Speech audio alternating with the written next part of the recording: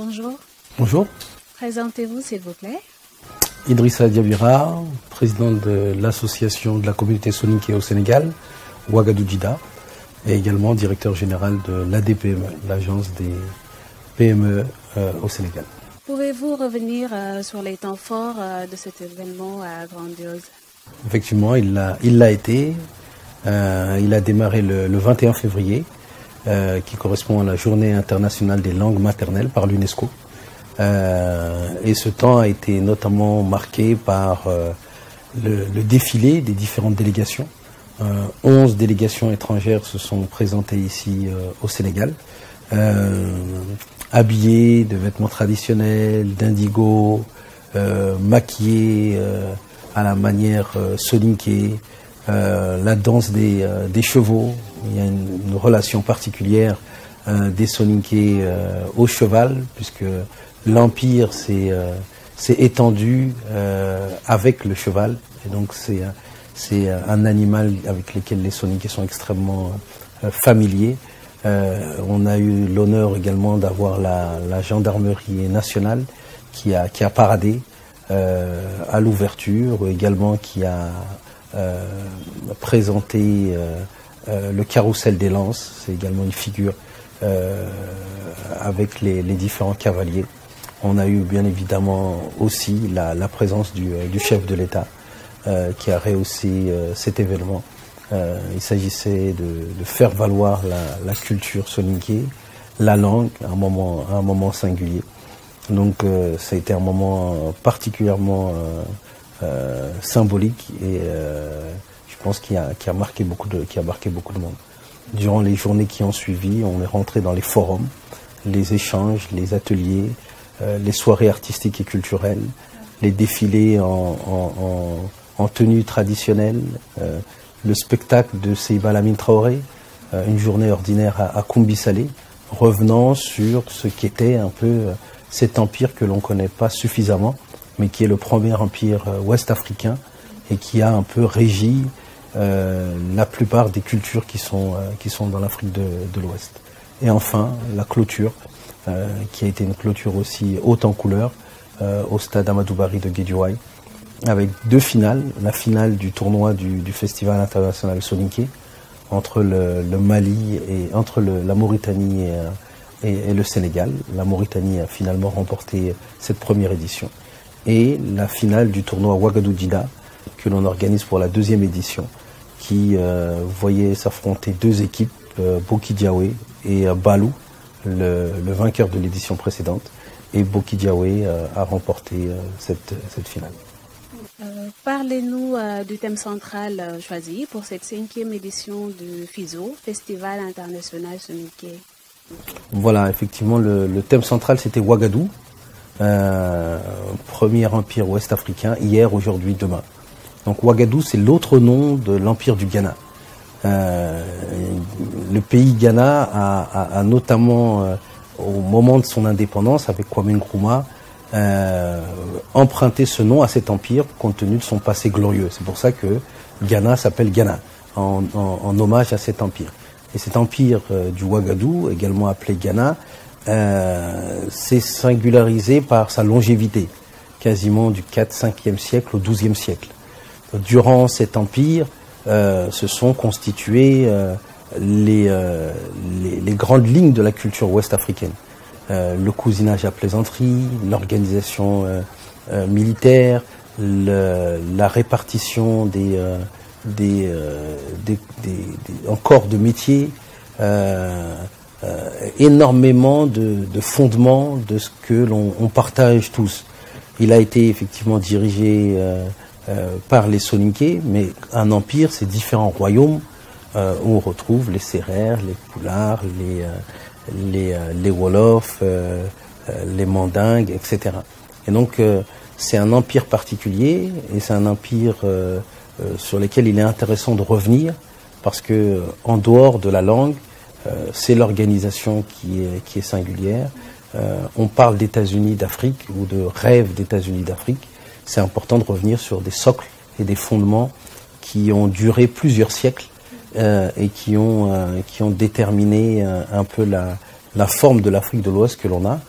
un empire dont les différents voyageurs ont été admiratifs, les voyageurs européens, les voyageurs arabes, compte tenu de son mode d'organisation, du commerce transsaharien qui était à la base de sa longévité, de la tolérance qu'il incarnait. Il faut savoir que Koumbi Salé, qui était sa capitale, abritait autant des mosquées musulmanes que des religions animistes, et que durant 4, 5, 6 siècles, les uns et les autres, dans la diversité culturelle, dans la diversité religieuse, ont su vivre ensemble.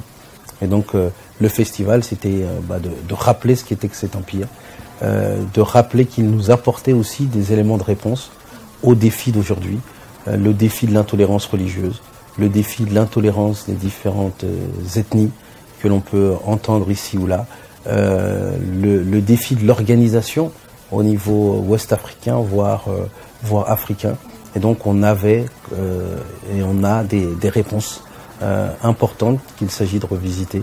Et c'était ça l'un des objectifs du festival. Quel bilan en faites-vous?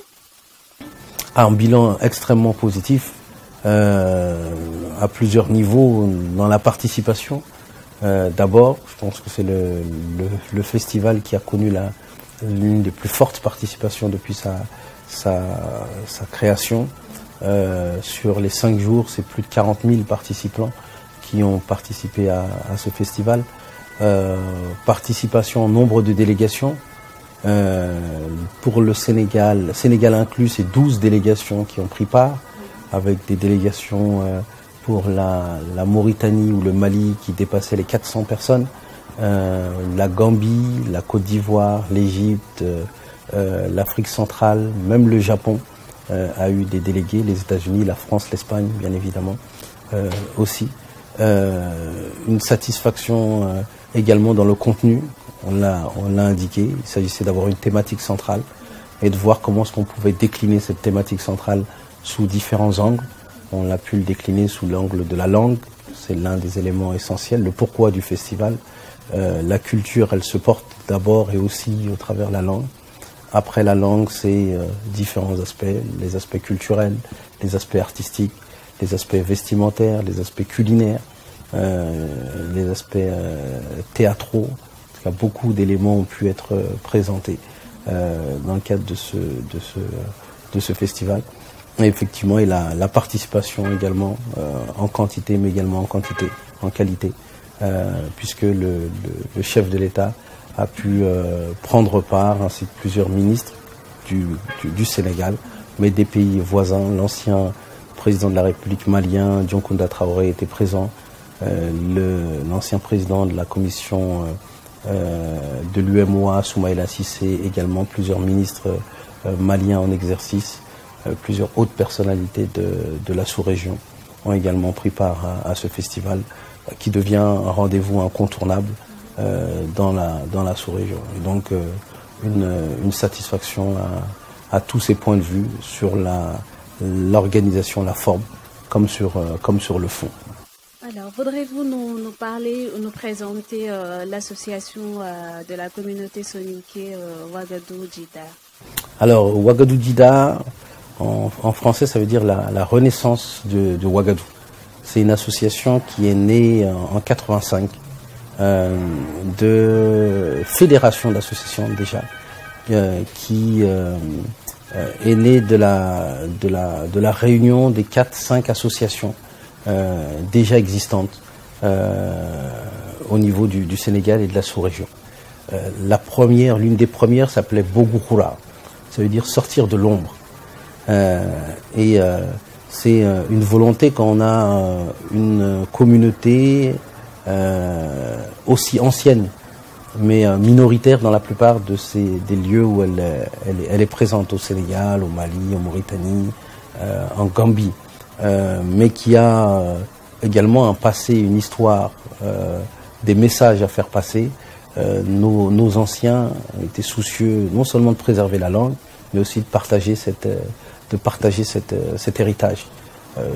Et donc, voilà comment est né Bogoukoura, qui fait partie des associations qui ont fondé Ouagadougou Djida en 85. Et l'objectif de l'association, effectivement, c'est de se réapproprier son passé pour mieux vivre son présent et préparer son avenir. Elle a mené énormément d'activités jusqu'à 99.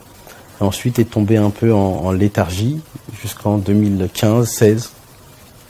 Et lors de la préparation du festival, il nous semblait impératif non seulement d'avoir le réceptacle pour porter le festival, mais au-delà du festival, d'avoir une structure susceptible de porter les aspirations, les problématiques de la communauté soninké au Sénégal. Donc nous nous sommes rendus auprès des anciens, ceux qui ont fait vivre l'association pendant une dizaine d'années, pour reprendre en fait ce qui avait été fait, redéfinir et réidentifier l'ensemble des associations présentes, que ce soit les associations de jeunes, les associations de femmes, les associations de sages, les associations religieuses. C'est plus d'une centaine d'associations qu'il s'agit d'identifier. C'est les chefs coutumiers, les chefs religieux qu'il s'agit d'aller voir pour organiser de nouveau l'association, non plus avec les 5 associations de 85, mais avec quasiment 150 associations, groupes, représentations villageoises présents sur l'ensemble du territoire et à Dakar en particulier. Et ces derniers m'ont fait l'honneur de me confier la présidence de l'association, qui a été en charge justement d'organiser le festival. Et plus que l'organisation, pour nous, c'est d'organiser la communauté avec des lignes directrices, le développement des territoires sur lesquels on est, de la vallée du fleuve Sénégal, de la promotion de la langue, reprendre ce qui a été fait dans les années 80-90, des cours d'alphabétisation, de la formation de formateurs, apporter des réponses. La diaspora soninké est l'une de celles qui transfère le plus de fonds dans les pays d'origine, en Sénégal en particulier, participant au développement du pays, participant au développement des terroirs, avec une participation de l'État souvent très faible, que ce soit dans les écoles, les centres de santé, les mosquées, etc. Donc elle s'auto-prend en charge. Et donc là, l'idée, c'est aussi d'être non seulement un peu le porte-parole, mais aussi de faire en sorte que la jointure entre les actions de la diaspora, de la communauté, soit mieux accompagnée par les autorités, par les partenaires. Et donc le festival, ça permet de mettre en lumière cette communauté, ses défis, ses projets, et de faire en sorte de renforcer les partenariats pour les amener de l'avant. Et quelle sera maintenant la prochaine étape? Donc c'est de capitaliser déjà sur ce qui a été fait. Nous sommes en train de finaliser notre bilan des activités, le bilan financier, pour pouvoir en rendre compte à nos différents soutiens. C'est l'occasion d'abord de remercier, de féliciter nos chefs coutumiers, nos chefs religieux, qui ont été les premiers à s'organiser. C'est près de 30 villages qui d'abord chacun ont cotisé pour permettre au festival de s'organiser.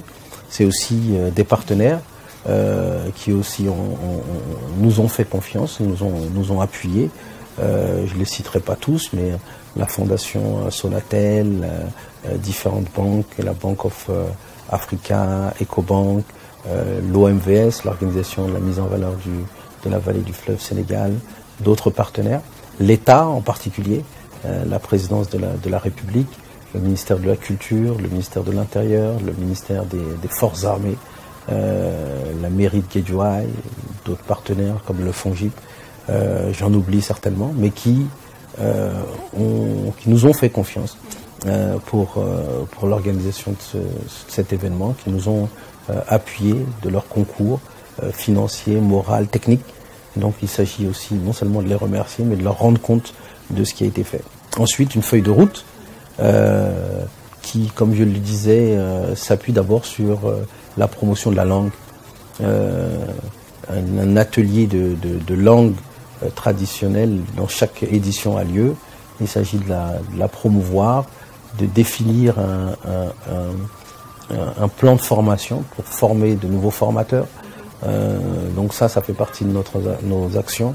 La mise en place ou le travail sur notre siège, On veut mettre en place un institut soninké ici au niveau du Sénégal pour porter les activités de l'association, de ses membres, pour accompagner les différents organes qui nous composent, le collège des jeunes, le collège des femmes, le collège des sages, et pour faire valoir de manière plus efficace encore la culture soninké. Donc voilà un peu la feuille de route qui sera la nôtre pour les prochains mois, les prochaines années, tout en participant encore à l'organisation des activités de la communauté, tant au Sénégal que dans la sous-région, puisque le festival prochain se rendra en Gambie, s'il plaît à Dieu. Alors, M. Diabira, M+ vous remercie. Merci beaucoup. C'est moi qui vous remercie pour avoir suivi ces activités, avoir donné l'occasion de faire parler de la langue et de la culture. Senghor disait la culture, c'est le commencement et à la fin de tout. Et je pense qu'effectivement, lorsque l'on se réapproprie sa culture, on est d'autant mieux armé à affronter les défis du futur. Donc merci encore à M+ pour avoir suivi ce festival soninké.